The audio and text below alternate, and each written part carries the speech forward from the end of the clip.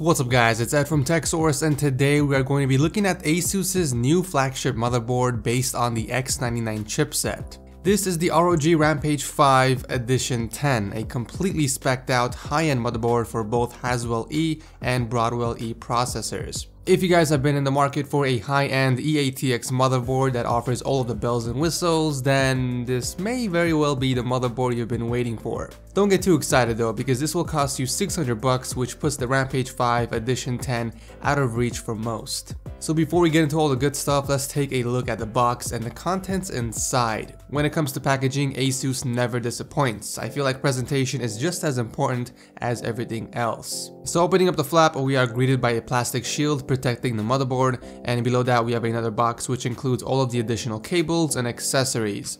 You get 10 SATA 6GB cables, SLI bridges for 2, 3, and even 4-way configurations.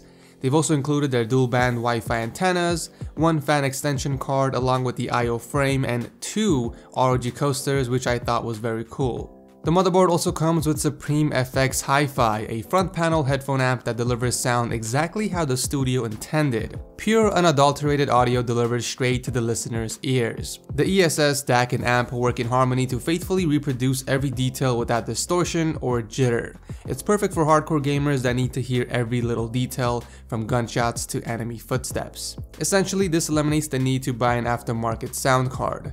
The only gripe I have with this is that you will need to connect your audio device to the front of your case, which can be annoying at times, especially if your case has a front door panel that doesn't close all the way due to the knob sticking out. Aesthetically, this is one beautiful motherboard, an all-black PCB with stealthy black heatsinks and I/O armor.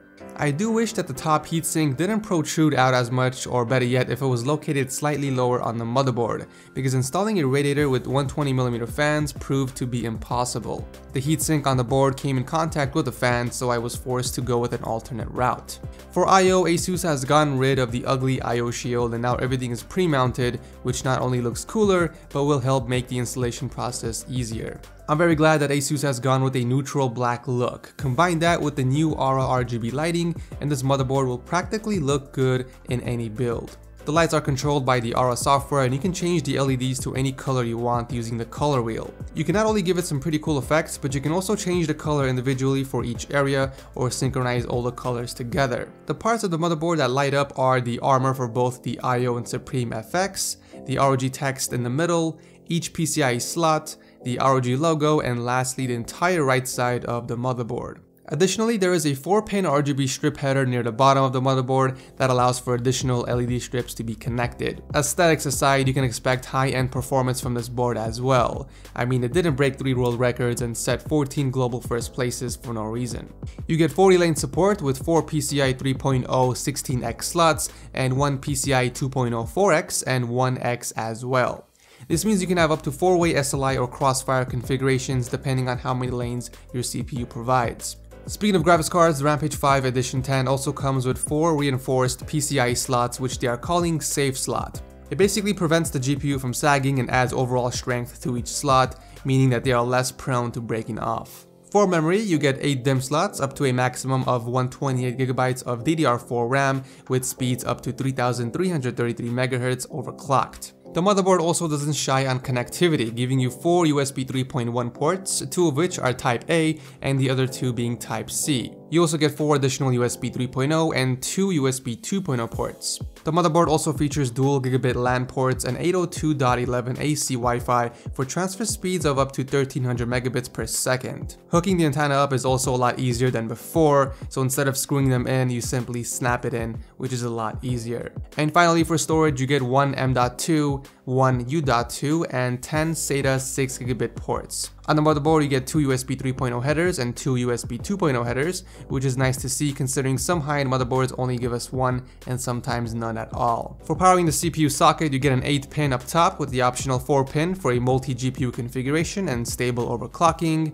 The board also comes with 7 fan connectors and 1 extension fan header for the included fan extension card. Out of the 7 fan connectors, one of them is actually a dedicated water pump header, which is nice to see. And finally, let's talk about the software. ASUS's Uefi Bios is personally one of my favorites because it's user-friendly and at the same time it's advanced. Using the Q-fan feature, you can individually control either PWM or DC fans via curves that can be adjusted according to onboard or manually positioned temperature sensors. And of course, you can't forget the overclocking. You can either do it within the BIOS or use ASUS's Dual Intelligent Processors 5 software and overclock your system by a press of a button. I was able to overclock my 6950X from 3.0 GHz all the way up to 4.2 with a core voltage of 1.42. The program basically detects your hardware, then it stress tests your PC to give you the best possible overclock it can. Now, I do advise against using overclocking software because most of the time it sets the voltage higher than necessary. To give you guys an example, I actually manually overclocked the CPU through the BIOS. Not only did I get a higher clock of 4.3 GHz, but I did it with a much lower voltage of 1.35. So in conclusion, if money isn't an issue and you want the absolute best motherboard in your rig with all the bells and whistles, then this is it. This motherboard is targeted for hardcore enthusiasts that plan on pushing their system to the extreme and by doing multi-GPU configurations or even water cooling. Now, if you don't care for most of these features and don't have $600 laying around, then the ASUS Strix X99 gaming motherboard is the next best option. For a fraction of the price, you still get most of the same features, including the Arra Rgb Lighting, Safe Slot, and Supreme FX audio. But if you guys are interested in checking out either one of these, I will leave a link to them down below. As always, if you guys enjoy these types of videos, be sure to hit that like button, and I will see you in the next video.